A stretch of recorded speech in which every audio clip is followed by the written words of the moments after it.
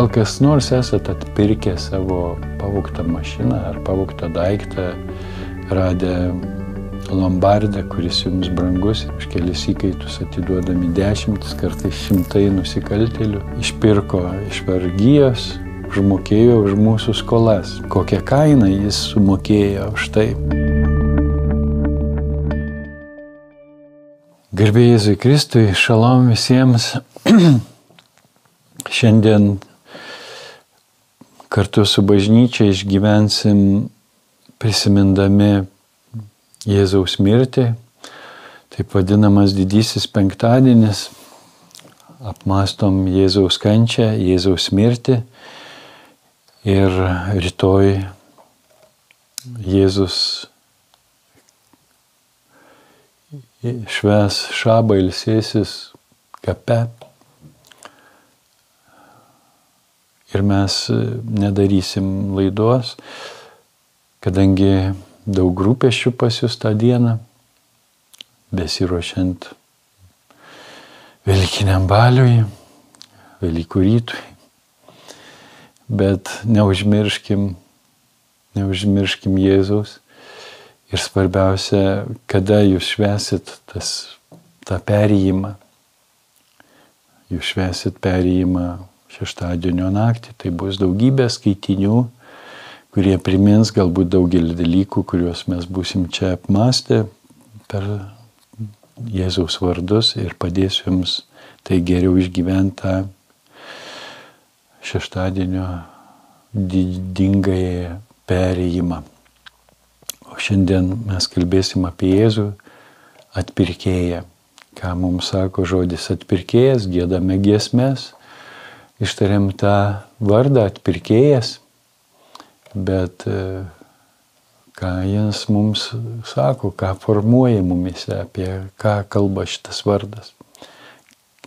Mes paprastai gyvenime nelabai turim patirties, žmogiškam gyvenime. Na, kai kas galbūt patiria, pavyzdžiui, izraelitai patiria atpirkimą šiais laikais, kai už įkaitus atiduodami, už kelis įkaitus atiduodami 10, kartais 100 nusikaltėlių, atperkami net kūnai, mokant tikrai didelę kainą tautos atžvilgiu. Bet vis tik, ko gero, nepadės mums iki galo suvokti. Na, gal kas nors esat atpirkę savo pavogtą mašiną ar pavogtą daiktą, radę lombardą, kuris jums brangus ir jūs mokat kainą vėl, kad susigrąžint tai, kas jums priklausė, kas buvo iš jūsų pavogta. Hebrajiškai yra toks žodis goel ir jis reiškia atpirkėją. Ir jis turi tokias prasmes kaip artimas giminaitis, išgelbėjantis šeimos narį iš vergovės arba skolos. Taigi pamąstysim apie Jėzų kaip apie šeimos narį, kaip apie artimą žmogų, kuris mus išpirko iš vergijos, užmokėjo už mūsų skolas. Kokią kainą jis sumokėjo už tai. Rašte mes randame užuominų jau Senajame testamente. Pavyzdžiui, toks ryškus tekstas, gan spalvingas yra Jobo knygoje 19 skyriui, kai jis ginasi nuo kaltinimo savo bičiulių. 19 skyriui 25 eilutė. Juk aš žinau, kad mano atpirkėjas gyvas. Galų gale jis pakils kaip liudytoja žemėje, net kai liga jau bus suėdusi mano odą, savo kūnu matysiu Dievą, matysiu jį savo, o ne kieno kito akimis. To trokšta širdis mano krūtinėje. Toks iš skausmo gelmių kylantis ilgesys atpirkėjo. Ką jis vadina atpirkėju, mes priimame tai kaip mesianinę pranašystę, kiek Mesijas, tas pažadėtasis, buvo gyvas žydų tautos sąmonėje kaip laukiamasis, bet ir kaip paslaptingai veikiantis tautoje. Be galo daug simbolių mes Velykų naktį apmąstysim ir turėsim tokį pranašišką ženklą, kai uždegsim Velykinę žvakę. Jį simbolizuoja, pirmiausia, primena tą ugninį štulpą, kuris lydėjo žydų tautą per dykumą, kaip išganimo vadovas. Kristus tame ugninėme štulpe atpažįstamas. Apšvietė kelią, saugojo nuo priešo pajėgų. Ir mes nešam Velykinę žvakę į bažnyčią ir giedam Kristus mums šviečia giesmę. Ir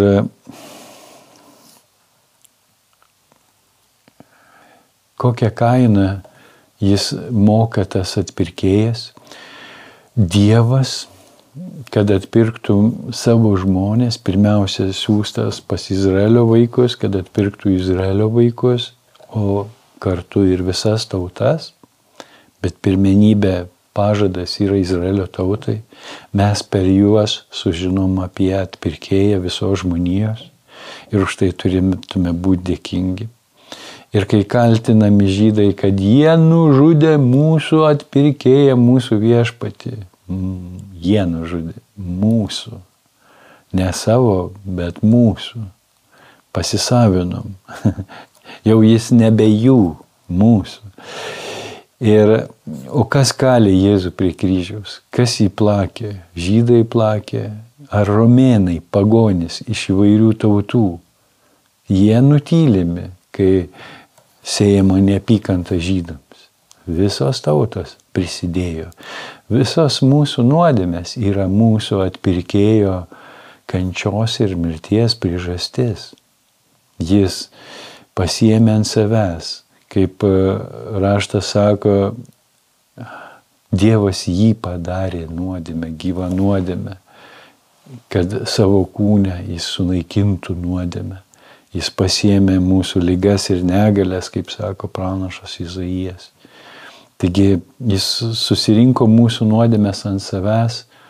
Netgi kai kurie įžvelgia, kad Jordano upėje, kur žydai primdavo mikvos apeigą ir maudydavosi pasinerdami, tarsi jis švarus būdamas Dievo sūnus, kuris pats apvalo kitus, tarsi ant savęs pasiima visos tautos nuodėmės, paliekamas Jordane. Bet be abejo, tai tik siauri tokie ženkleliai, simboliai, kurie mums biški padeda kažką suprasti.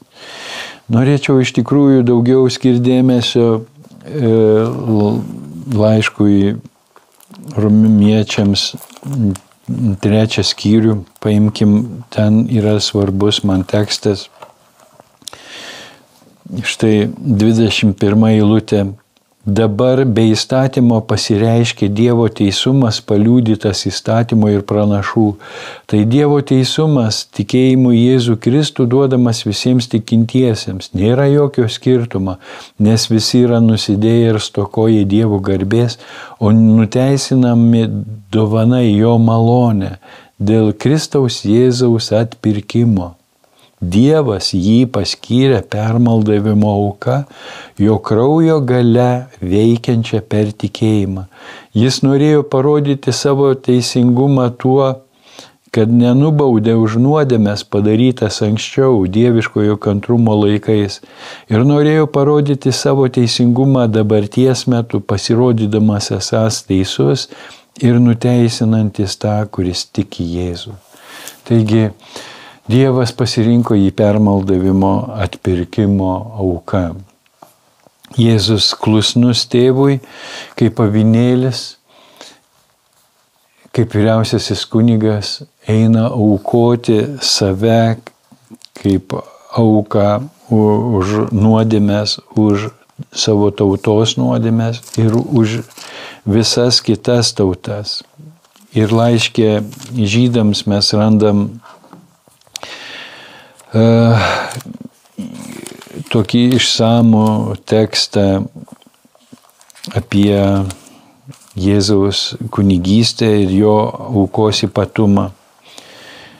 Tiesa, pirmoji sandara irgi turėjo paiginių nuostatų bei žemiška šventykla buvo pastatyta padangtė priešrakinė dalis, kur buvo žvakidė. Praleisim visas tas. Kristus atėjęs kaip būsimųjų gėrybių kunigas pro aukštesnė ir tobulesnė padangtė, ne rankų darbo, tai yra ne šitos kūrinijos, taip pat ne ožių ar veršių krauju, bet savojų krauju vieną kartą visiems laikams įžengė į šventovę ir įvykdė amžinąjį atpirkimą. Ir jeigu ožių bei jaučių kraujas ir telyčios pelenai, kuriais apšlakstomi suteptieji, pašventina ir suteikia kūno švarumą, tai nepalyginti labiau kraujas Kristaus, kuris per amžinąją dvasią paaukojo save, kaip nesutepta auka Dievui, nuvalys mūsų sąžinę nuo mirties darbų, įdant tarnautume gyvajam Dievui. Jėzus ateina, kad mus savo krauju nuplautų, kad permaldautų už mūsų nuodėmes, kad mus išlaisvintų, ko negalėjo padaryti Senojo testamento aukos, kurios irgi visos, tarp kitko, kaip apaštalas sako, liudija, kalba, mokomus apie Kristų, apie Mesiją. Tarsi visos tos aukos iš jo ir į jį sugrįžta. Jis vieną kartą visiems laikams užbaigė šitą reikalą, paaukodama save. Mes dabar kiekvienose mišiose švenčiame tą atpirkimo slėpinį, tą Jėzaus Pesachą, tą perėjimą. Ir prisimindami tai, ką Jėzus padarė vakarienės metu, ką jis padarė Golgotoje, rodome tėvui tą ostiją ir sakom, va, dėl to kūno, tėve, šiandien pasigailėk mūsų, šiandien duok mums gyvybės, duok mums jėgų gyventi tavo žodžiu, gyventi meilę, kad galėtume tarnauti tau. Dėl to kraujo, kuris anąkart Golgotoje buvo pralietas, va ta taurė. Toje taurėje tas kraujas, vynas paaukotas mūsų kaip Dievo dovana, Dievui paaukotas, sugrąžinamas mums kaip nebeįkainuojamas Kristaus kraujas, Dievo žodžio ir šventosios dvasios galia perkeistas, grąžinamas mums kaip dvasinis gėrimas, kad mes turėtume jėgų gyventi Dievo vaikų gyvenimą, kad turėtume jėgų gyventi meilę Dievo vaikų laisvėje. Taigi mes turime būti be galo dėkingi už tai, ką Jėzus dėl mūsų padarė, atpirkdamas mus, išvaduodamas iš nuodėmės, nuplaudamas mus, kad mes tyri ir švarūs, drąsiai galėtume vaikščioti Dievo meilės akivaizdoje ir dalyvauti jo darbuose. Tai yra mūsų džiaugsmo šaltinis. Dėl to mes turime kiekvieną kartą tai prisiminę. Ne tik dėkoti, bet ir džiaugtis, nes jis viską padarė, kad mes džiaugtumėmės. Vat keista kalbėti didįjį penktadienį, Jėzaus kančios mirties akivaizdoje, bet aš džiaugiuosi ir dėkoju Dievui, kad jis tai padarė dėl manęs, kad jis kentėjo už mane. Jis, kuris vienintelis pajėgus paimti mano nuodėmes, visos žmonijos nuodėmes ir jas sunaikinti savo mirtimi, visą tai nuplaudamas savo krauju, perkeisdamas ir pašventindamas. Jo kraujas veikia per tikėjimą. Kai tikėjimu aš priimu jo kraują kaip atpirkimo auką už mane. Ne bendrai už visus, bet už mane asmeniškai. Kai aš Jėzų pažįstu kaip savo asmeninį atpirkėją, tai viską keičia. Tada aš jau neliksiu toks, koks buvau. Tada aš atgimstu iš dvasios. Tada aš apsisprendžiu gyventi su juo ir dėl jo, kaip apaštalas Paulius sako. Jau nebegyvenu dėl savęs, gyvenu dėl jo, kuris už mane mirė ir prisikėlė. Jam priklauso mano gyvenimas, mano gyvybė. Jam visą save atiduodu savo atpirkėjui. Ir džiaugiuosi savo atpirkėju, džiaugiuosi galėdamas priklausyti jam, šlovė jam. Amen. Šalom visiems.